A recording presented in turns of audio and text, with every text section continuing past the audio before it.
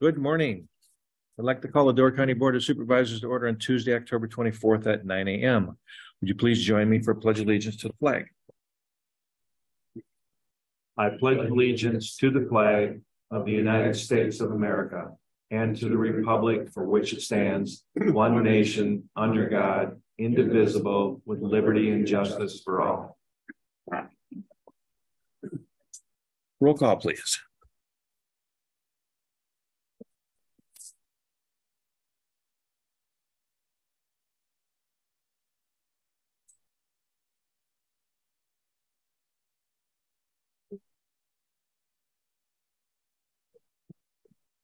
Oh, sorry. Who's here?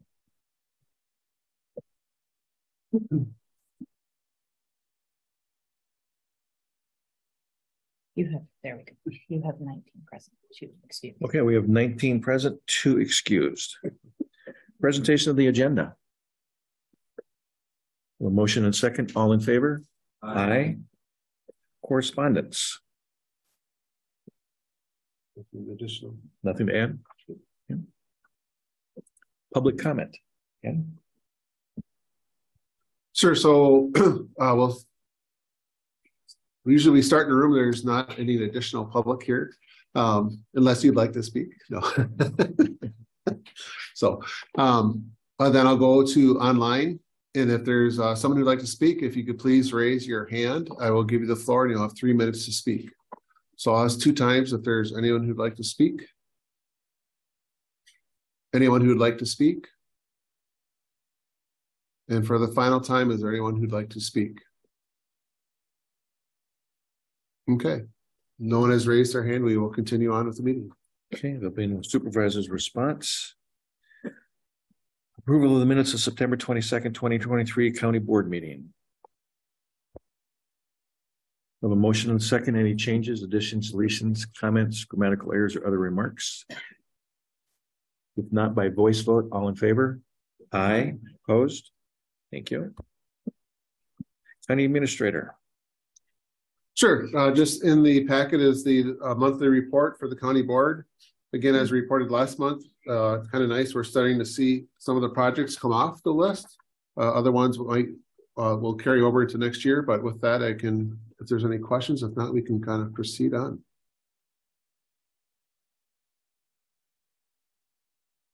No questions. Okay. Resolutions. Resolution 2023-70, appointment to County Board Subunits, Veterans Service Commission. Dave Engelbert. I'll make a motion to approve the resolution for the appointment to the County Board Subunit, Veterans Service Commission. The recommended appointee is Dale Wiegand, and there's a letter in the packet to explain his background. The motion and second. Any questions? Anyone want to say? Yeah. By voice vote, all in favor? Aye. Opposed? Thank you. Resolution 2023-71, approval of the Pathways Adult Deflection Grant. Joel? Yes, I'd like to make a motion to approve resolution 2023-71, please. Share motion and second. Questions? Any explanation?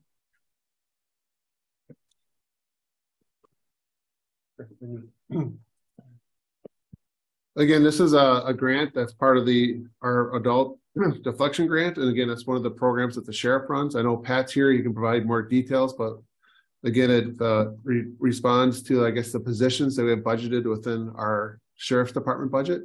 And this is the grant that helps fund those activities related to the program. Any questions? Hearing none, we will go to the voter board.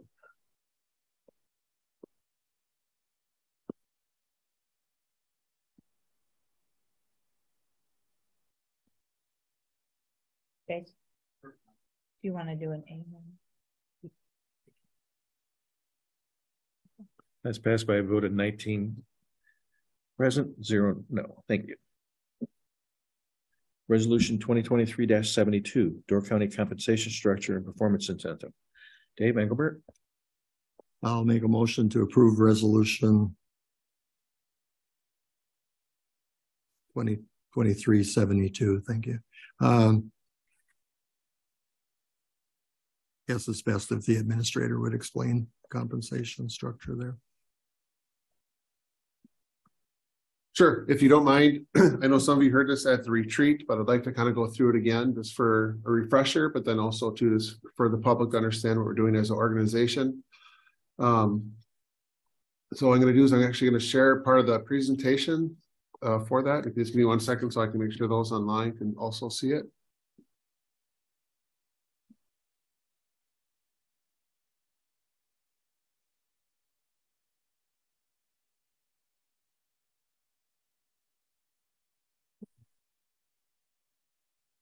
Okay. So again, just for background, as part of our budget process, we always go through, and as part of the budget process, we look at two things, which is on the agenda today. One is our wage structure and what we're doing in terms of wages, and also our pay for performance program. And then also we look at our positions, whether they're reclassifications, new positions, but also we review our part-time rates. As you are aware, we went through the process this year just to do a review of our compensation study. So we worked with Carlson Detman on that project for us. And they put together, I guess, the recommendations that we're bringing forward to you today. Again, from this standpoint, I'll just go through the slides, and that way I'll kind of explain the process. So again, if you look at normally what they do is when they do a comprehensive review, they actually look at compensation, benefits, and also the employee experience, right? And that usually gives you the complete package in terms of that. We did a full comprehensive review in approximately the year 2020. But again, after COVID, and obviously this changes related to the market, inflation, and so forth, we decided to do a kind of a mid-cycle, because normally you do that type of review every 5 years. So what we asked them to do is just do a compensation look. In other words, what should we do with our compensation structure, and how is it fending within the market, but also within the county itself. So really what they focus on were the compensation aspect, which looked at internal equity, the external competitiveness in our formal systems was really the main focus of the study itself. Again, when they look at it, they look at, again, the internal consistency. Where are we with our positions and how are they falling? They also look at external competitiveness in terms of both the regional market, the county market. But then also too, they try to look at it from a sustainability. In other words, obviously we need to look at what we're doing as an organization and make sure we can sustain what we're putting in place. So in terms of that, this is kind of what the study included in terms of what some of the questions they looked at. They looked at who's liked us. They looked for data to be used in terms of driving that. They also looked to try to figure out where are we trying to draw our talent, or where is our talent going? So that way we're making sure we're looking at the proper comparables. And then again, we're trying to make sure it reflects what we're experiencing in Door County itself. So when they do that, obviously we start with what we call our comparables. And if you are familiar, at one point in time was just really county driven, but we've now expanded that to be much more comprehensive. So you'll see a lot of the comparables that are on there in terms of both counties, cities, and villages that are all part of our review. And those are used to establish some of our, I guess, what we consider direct comparables. As part of that, obviously the private market also plays a significant role. So they do, the company itself, given their size, are able to purchase a lot of external private data to help also drive that. And I'll be honest, I don't know all these research tools, but that's what they use to actually generate all of the private values. But there's actually a set of 5 different data sources that they use to help generate the private data to make sure that we're being competitive in that fashion. So when they have all that data, they try to look at what they call benchmark jobs. And this is a list. So when you have, the best way to describe this is that when you have a lot of comparables, that's good, meaning that you have a lot of jobs that you're able to do direct comparisons with and able to get a strong sense of where the market is for those positions. So this is just a list of all the benchmark jobs that help them, in essence, establish the pay range recommendations. So again, the more positions that you see actually tells us that we have a lot of jobs, obviously as a county, that we have other comparable positions that we can use in terms of trying to set a benchmark. So let's talk about what the recommendation is. Again, our structure is to, in essence, lead the market. In other words, we're setting the pay plan at the 60th percentile. Again, if you recall, when we did this original implementation in 2020, our pay plan previously was at the 50th percentile. So again, what that means is when they do all their analysis, they set a rate and what they think is the 50th percentile of the market. And if there's conditions such as housing costs, we're on a peninsula, those types of things that affect your pay plan, you can adjust it, right? So they can get more aggressive. We moved ours up to the 60th percentile in 2020. So that's what they maintained in their review, is to maintain that 60th percentile in terms of our pay plan. The numbers are aged to July 1st of 2024. Again, the logic for that, again, is just based off what they feel in terms of where their market's going to be. Again, there's some obviously forecasting that's being used to establish that. Again, they could have gone with January 1st, July 1st, or even gone further up until 2025. Again, just based off our discussions and what we talked about at the retreat, the July 1st seemed like a spot that was reasonable for us to set our targets on. Again, by going to that direction, hopefully our plan is consistent going into, I guess, the following year, 2025, with minimal aging. The average aging for all of the pay grades, or what they call the midpoints, is approximately was 8%. It actually ranged from 7.5% to 10%. Now, again, that's what the pay plan is actually doing. So when you look at that pay plan, they're taking that midpoint and on average it aged approximately 8%. The other thing that we did, if you're familiar with our pay plans, it used to range from 87.5 to 115. Just for simplicity's sake and the numbers and math and all the other stuff, we're going from 88% to 115%. So what does it mean for our employees? So really, the best way to explain to our employees is that at the very minimum, our employees will see a minimum of 4% wage increase. In addition to that 4% pay increase, depending on their years of service and where they fall within the pay plan, they could get an additional increase based off their years of service. And what we're saying, years of service, and that's the time in their current position, okay?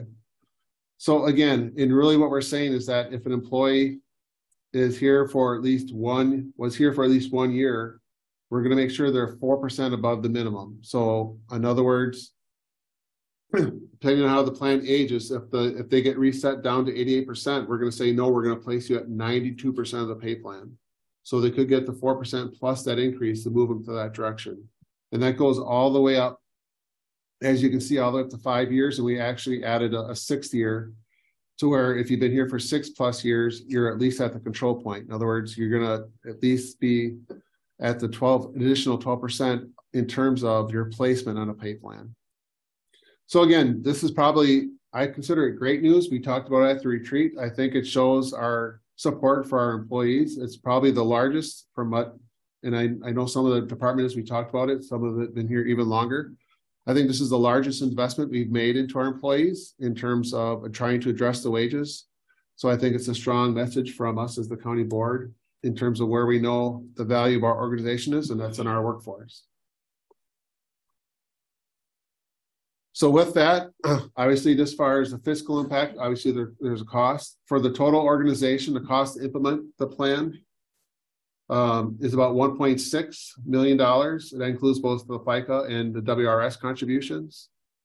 Again, and we also pointed out that if we exclude highway and ES, it ends up being about a $1.3 million impact. Again, the only reason I'm saying that is because highway is an enterprise. So while they're experiencing increases, that means they'll have to make up those increases within their cost models. In other words, what are they charging both us or their other clients? And again, ES, this for discussion's sake, is removed because that's outside the tax levy. So that gives you an idea of the pay plan itself. So what's in your packet and what's usually part of the adoption for our process is actually the pay plan itself. So if you look at that, it actually shows you all of the grades. It drops all the way down to our class C. If you recall, both A and B at the time were actually dropped because of market conditions. But it goes from C to U, and it shows you what the new 88 percentile pay range is, and also the maximum of the 115%. So that's the main part of the wage plan. The second part of the resolution then also talks about on page 35 of your packet, it talks about our pay for performance. And again, with this, we are also recommending that we do not change it. Again, so what you're seeing is based off their performance. They'll get this initial increase. This will be effective on January 1st, the new wage plan. But again, based off their anniversary date, and then they also qualify for their performance incentive review, which depending on their performance, again, you can see above requirements, will allow them a 2% increase. A highly effective would allow them a 2.25, and exceptional give them a 2.5 increase. And again, if they're within a pay plan and they actually exceed the 115%, which we only have one employee that's there, so it doesn't really impact them. It would be in the form of a bonus versus the base pay. Again, this is what we do in terms of our process. This is obviously right before our budget hearing on the 15th. But again, this went through both our retreat and also admin and finance as a joint meeting. Obviously, they referred it to here for your adoption today. It also has, as you know, has been built into our budget. So in other words, it has been published with these numbers being included within the budget itself. So with that, I can, again, sorry for the repetitiveness, but I think it's important that the public understands as well. And this is a refresher for all of us. So if not, I can take any questions.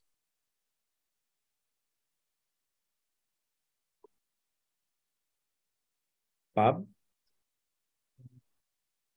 Thank you, Mr. Chair.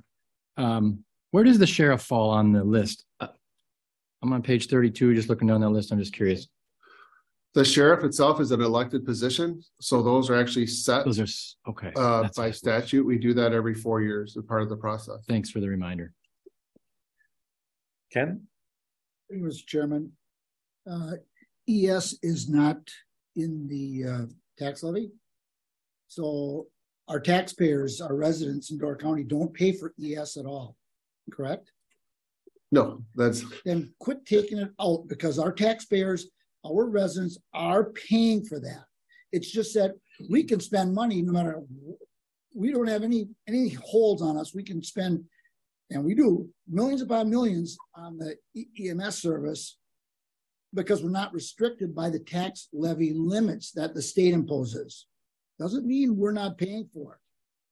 When we give them a raise, it affects our taxes. Yep. Correct? That is correct.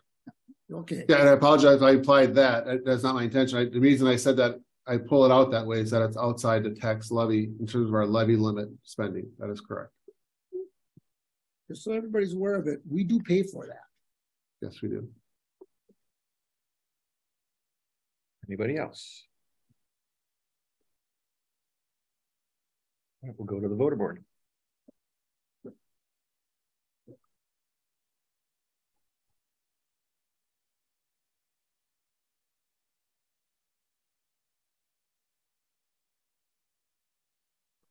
As passed by a majority vote of 18 yes, 1 no, and 2 absent. Thank you. Resolution 2023-73, increase of hours, new positions, reclassification requests, part-time pay rates for 2024. Dave Engelbert. I'll make a motion to approve resolution 2023-73 regarding the increase of hours, new positions, reclassification requests, and part-time pay rates for 2024. This resolution was reviewed by the Administrative and Finance Committee and recommended to come forward to County Board.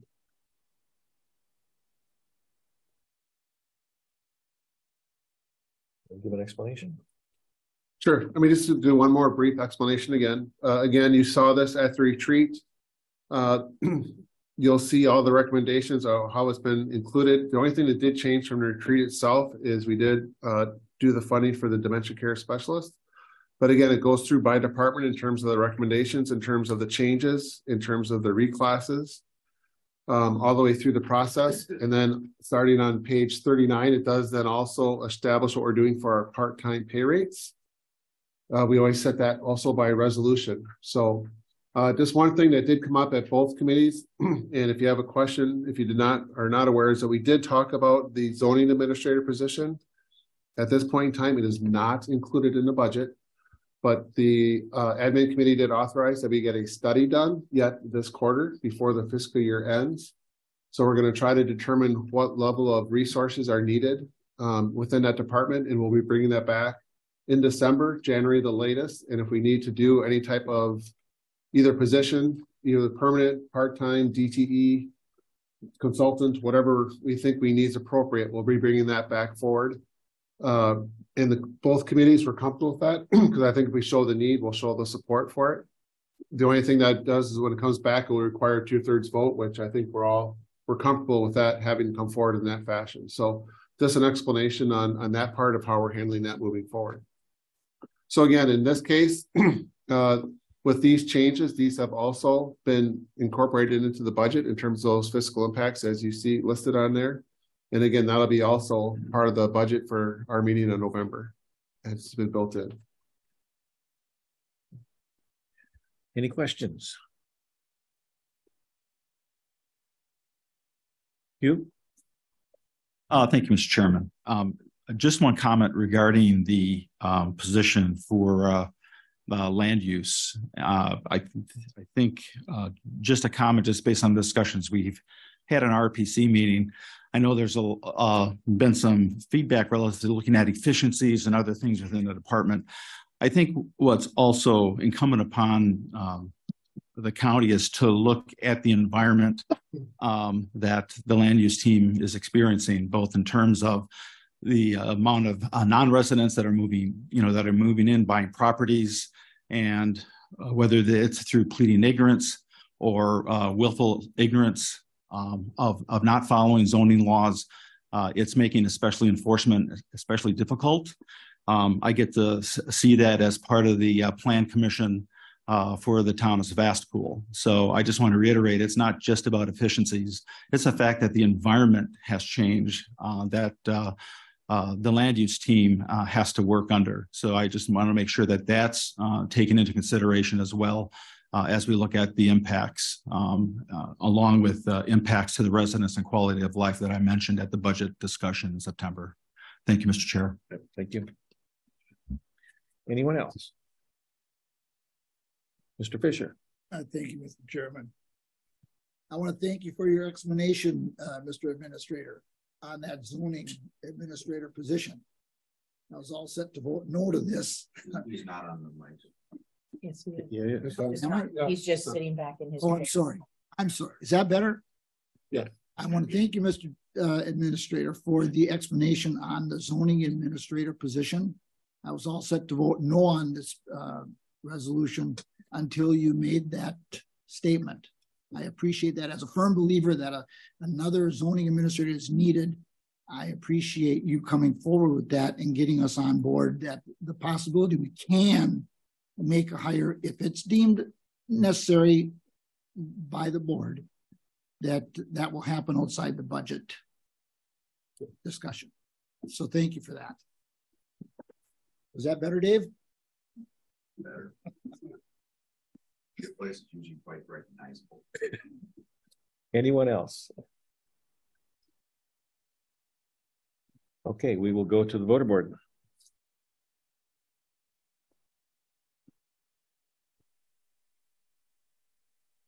Has passed with a vote of 19 yes, 0 no, and 2 absent. Thank you. Ordinances 2023-04 speed zone and county DK. Roy? Thank you, Mr. Chair. I'd like to make a motion to approve ordinance number 2023-04, reducing the speed limit on DK to 45 miles per hour from a section from Stevenson Pier Road to Stone Road. In your packet, there are letters of support from both the high school, the Sheriff's Department, and the Wisconsin DOT.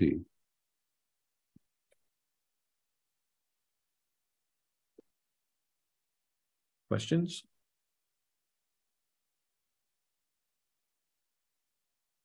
Dale? Yeah, the question I have on this, and I was at some of the meetings, but it seems to me that we might be taking some risk on not having a stop sign where you come out of the cheese factory. I know how kids and drivers are, and there's a lot of the high school students that are on here. And I just think that we could be causing ourselves some accidents when some people come up on DK and stop, and then they don't realize that there's not a stop at the cheese factory. And I know it's been talked about, but I just wanted to bring it up again and see what the thoughts are on that.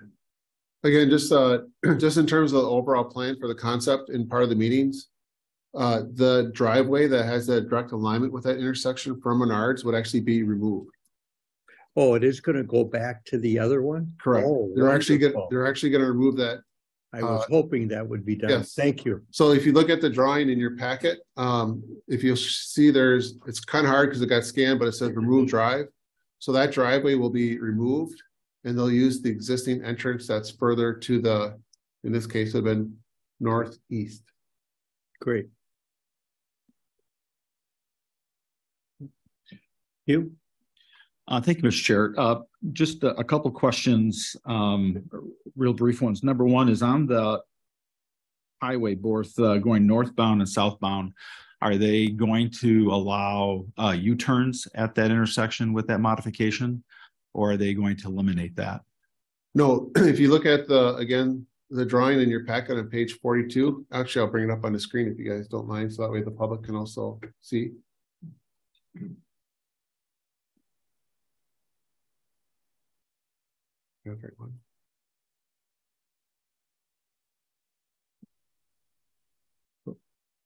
Oh, it didn't move over to that side of the screen, sorry. Yeah, exactly.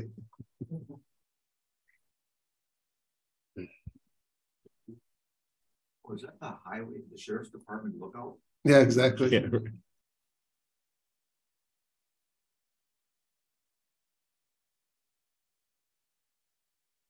Of course, it's not letting me move the window. All right, here we go. So again, here's the drawing in your packet, maybe just for a quick summary for those that are online. So what's the DOT is going to do as far as the state project is they're putting in the areas that you see in purple. So in this case, they're putting in a center median. The center median will allow you heading southbound just to make this turning movement this way. Northbound, again, would be this way. There is no opportunity to make a U-turn in those movements. I suppose in essence, could someone come here and do a U-turn? Yes. I mean, yes, but it's not designed to accommodate that. In other words, they shouldn't be, would be the best way to say it. Is that something we can go to the DOT and ask them for clarification if they can put signage just to reduce that risk? We can confirm whether or not they'll be placing the no U-turns there. Okay. The other part of the design is you can see is, again, as I mentioned before, this driveway, which was an area of concern in terms of a conflict point, would be removed, and that would not be there. And then what they do is add a stop sign on DK here and here. And then obviously there's still the existing stop sign entering the highway. So that's the proposed design work. Then I'll ask my second question.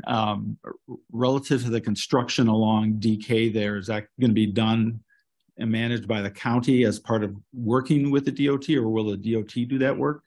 That's the first part. In terms of the project timing, we were told that this is a 2025 project. So they're doing all the design work, and it's our understanding that it'll be going forward in 2025. We are actually working with Menards Cheese. They are willing to try to actually take out their driveway next year as part of their spring construction. So Thad's going to be working with them on that aspect of it, but we're hoping to get the driveway removed sooner just from a safety standpoint. Okay. I guess the obvious question is if with this plan, it acknowledges that driveway is a hazard. And the question is, until you remove it next spring, why wouldn't it be prudent just to barricade it and get folks used to turning right and then turn left in the single entrance?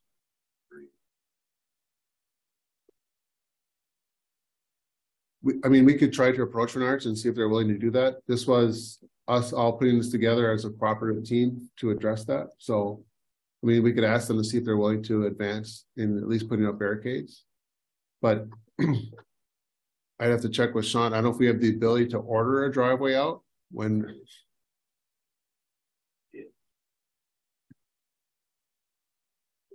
It's complicated since it's an established drive.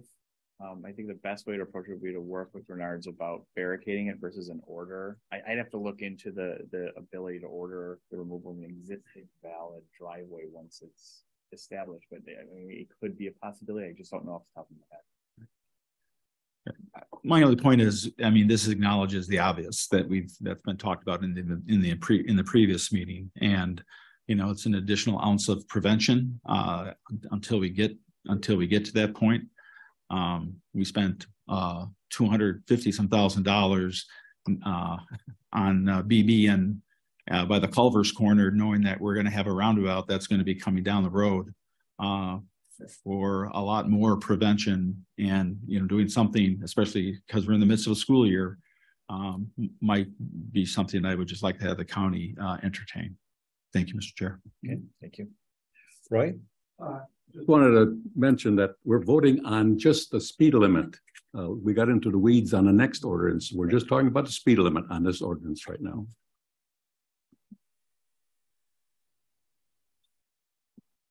Any other questions? All right, we'll go over to the voter board.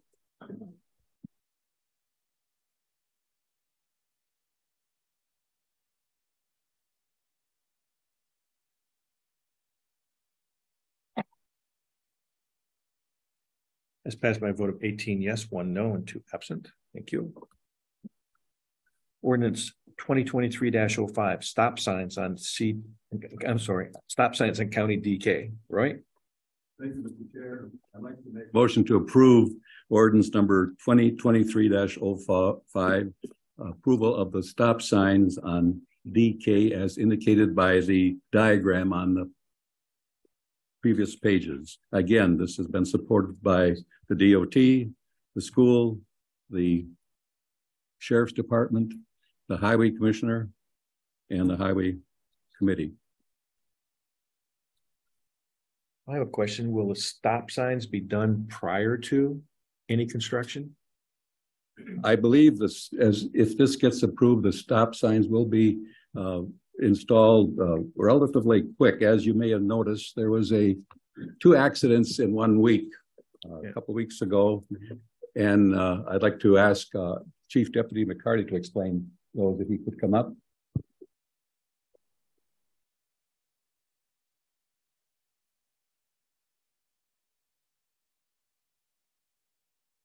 Pat, if you don't mind, could you come up front?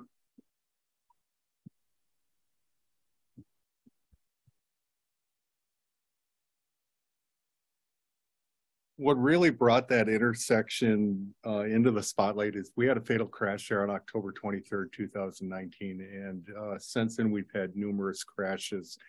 And one of the issues is congestion on the turn lane coming off of the highway to come onto DK.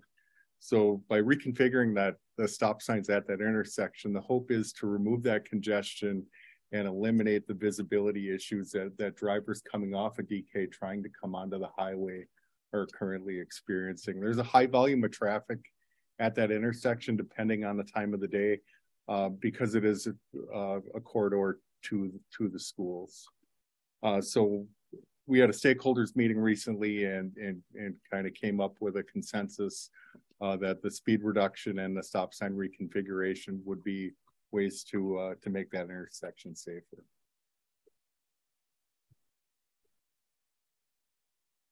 Any other questions? Dave? Sorry. Isn't working yet. I probably led the discussion last month about this intersection. I appreciate that the second meeting that included all the partners in this project. The removal of the driveway would be a definite step in the right direction, but as Hugh alluded to, I guess I'd like to see it removed sooner than later. I think there's still problems with that intersection. You look at the map and you're in the northbound lane, and I'm not sure about the stop signs that are shown there, but I'm sorry, I guess I'm confused now. The southbound lane. I'll back up on that. The lower stop sign, if you put that map up again, I guess I'm not sure where that location is. Where would the stop sign be? Right at the point of access, or? This, again, imagine this driveway is, Okay, I understand the two stop signs on DK. It's the the lowest stop sign on the map this one, in the picture, yes. this is a stop sign for the traffic entering the highway. Okay. So now I've been, trying to envision people at the stop sign moving through, sitting in that median, and you're northbound and you're going to turn and have access there. Someone on that stop sign on DK heading north has to see that traffic coming 2 lanes over and cutting across in front of them. I don't know. I just see this as a problem. I understand Renard's is an important business. I never like to make it more difficult, but I think if the DOT is doing this J-turn at Stone Road, that's still the location to bring the traffic to that intersection. So I won't be supporting this. Rodney? So I had a question. I appreciate the idea of removing the driveway, just like Hugh said as well. But do we know if that's not till spring, is there existing a stop sign right there now? I'm not sure if there is an existing one. There is, right? Yes. Okay. So as long as there's at least, so otherwise you have people coming both ways and that would be bad. All right. Thanks. David? So I'd like to echo Supervisor Zettel and Engelbert's comments.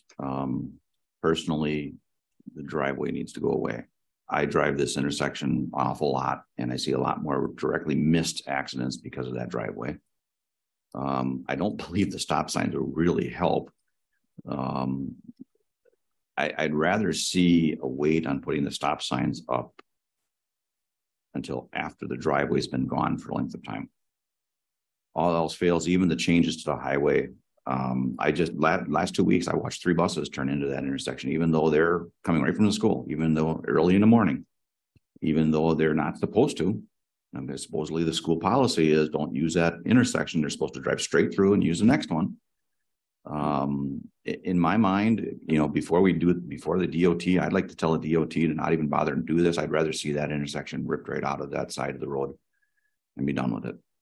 Stop its use in general. Too many people are using it. I watch driving by, I see near accidents, both going to Green Bay and coming back.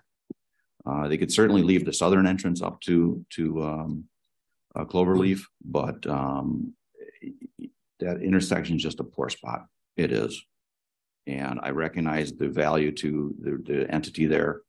I like it. It's an easy on, easy off. But people are not paying attention. And I personally think if you put 2 stop signs up there, you're going to have an awful big chunk of people driving DK daily, ignoring those 2 signs.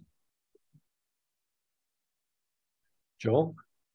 Yeah, thank you. So as this sits presented here, anybody on DK, there is no access to the northbound highway, correct? It's southbound only. That is it. Correct.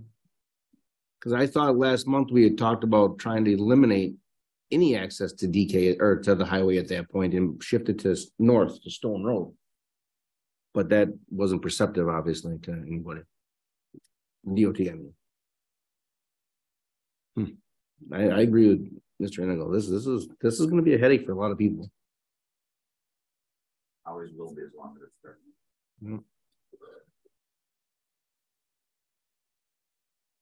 Anybody else?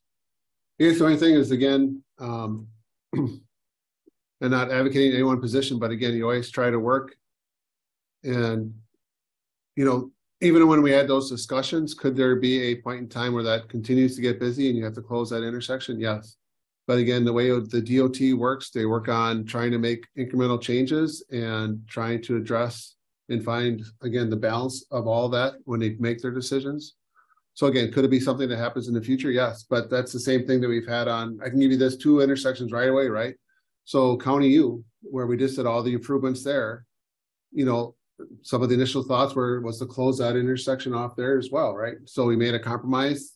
That compromise right now, there has not been any significant accidents there and it's open and functioning.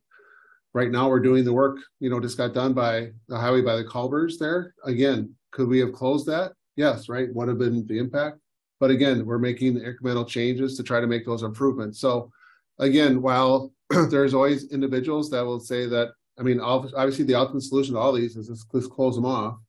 But again, the DOT and again, even us try to find that balance in terms of what changes can we make to make that situation better. And trying to find that balance. So, and again, in this case, we met with the stakeholders, we tried to find that balance, and this is the recommendation that was put together. So all the comments duly noted, but I'm just trying to give context of what we tried to accomplish at the staff level. Bob? Thank you, Mr. Chairman. I would just like to publicly acknowledge the owners of Renard's Cheese for just proactively removing the driveway.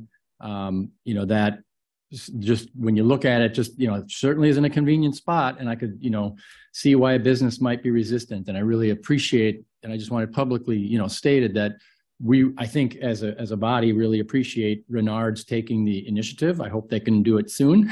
I could see the idea of, barricading it now, but I think that's huge for them to recognize the greater good of the Commonwealth requires that driveway to be removed. And I salute them for that. I'm trying to understand this, trying to wrap my head around it. I'm hearing from some of my constituents or my colleagues, not constituents, my colleagues here who are saying they're going to vote against this. And I guess if I could just ask them to help me, because I can then kind of getting to your point, Mr. Administrator, are we not making incremental changes by approving this? Is it just, those of you that want to vote against this, are you voting against it because you're just saying, get rid of the intersection and we're going to look for the J turn at Stone Road, which again, that will definitely be an improvement. But I guess I'm seeing this as an incremental change to the positive. So I think I want to vote yes. So I'm asking you that are saying no, maybe help me understand why I should not be supporting this, because it seems to me like it's an incremental change in the right direction. Thank you. Dave, Anago? Sorry, a couple other comments I wanted to make. One of them, to answer Supervisor Boltman's comment, was I watch people literally jump in front of the highway traffic DK in order to get to Renard's. I have seen too many instances. I myself been in that turn lane waiting to turn into that direction and watched people just ignore the traffic that's on that road. Removing the private driveway, I think, is the first real step that should be done, and then we'll see what happens after that.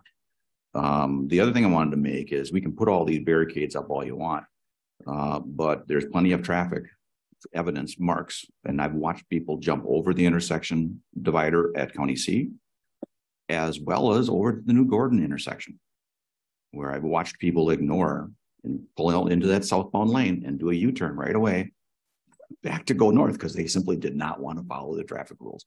So it's not going to eliminate anything. It's going to reduce something at that point. But to me, my personal preference is remove the driveway first and give it a year and see what happens. I just see the stop signs as being a backed up traffic in the morning and the evening, with the school especially. You? Thank you, Mr. Chair. Just one other comment relative to trying to change the behaviors long term is, would it be worthwhile, and can we have a discussion with Renard's regarding doing in their marketing and the directions to their website to encourage people that want to go to their store to take Stone Road or take Stevenson Pier and start to change that behavior, relative to people that are driving, just as a way to kind of encourage them to get to that site in a safe manner as possible. That's in their best interest as well, to kind of change that behavior. So just something as food for thought. Mm-hmm. Thank you, Mr. Chair. Lisa. So quick question. Let's say we approve this, all goes through, and then we decide later, you know what, we should have just knocked out that little middle access part to Renard's. Do we have to wait for the state DOT to knock it out, or can we as a county knock that itty bitty area between the highway and DK? Are we in charge of that, or is the state in charge of that little area? This right here on my screen? Yeah. So if we would want to close that, that's part of the state trunk system, so we have to work with the state to close. Okay, that was my question, because then, I wasn't sure if that little area is us that we can adjust, kind of like, we've done in some other places, or if that was highway, state highway. State highway. Okay. Anybody else? Sure, Dave. My machine isn't working here. So, yeah, I guess kind of to answer Bob, I think as we talked about last month, removal of that driveway should definitely be a help. But I have to agree more with what Mr. Hennigal said, that the stop signs can be difficult. There's a lot of potential difficult problems there. And I think since that meeting of the stakeholders, I believe there was a news release from Renners that they're looking at expanding their business, and that'll mean even more traffic there. And so, if that happens next year and we still haven't, the DOT hasn't done this improvement for another year, and at the same time they're doing the Stone Road J-turn, I think that's still the best location. It's difficult for a business, but in today's environment with all the online information and the signage and all the things that are possible, it might be an inconvenience to their patrons, but I believe the business will still succeed very handily. Thank you. Can I add something? Sure. So just to bring us back to, so we're talking about the stop signs. And again, here be my concern. If we don't take the action on the stop signs, the conditions that exist now is what remains, which is right now the stop sign stopping traffic on the highway, which is actually creating a worse condition overall because they're stopping and backing up in the highway. And that's what's causing the accidents, as the chief deputy has explained to you. So again, I understand the desire, and we can continue to look at this, and if we need to ultimately make that decision of closing that, that's totally fine for us to pursue that. But again, just in terms of the movements right now, I would say that by not at least making this change, we're leaving a worse condition out there, both from the feedback from the DOT, from the schools, from the chief deputy, from the sheriff, because again, that's a lot of the reasons that we work with, and we're more than willing to work with Renards on all those ideas. But again, what's before right now is just the ordinance for the stop signs. And again, I think, again, if Bob brought up a good way of saying it, incremental improvement, this would be that improvement because you're not stopping that traffic on the highway. So that's the critical one. So just trying to put it in context. Any, did you want to? Okay, all right, thank you. Anybody else? All right, we'll go to the voter board.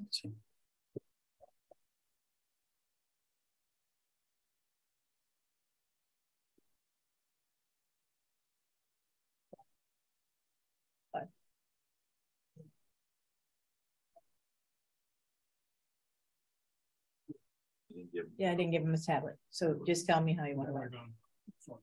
Yes.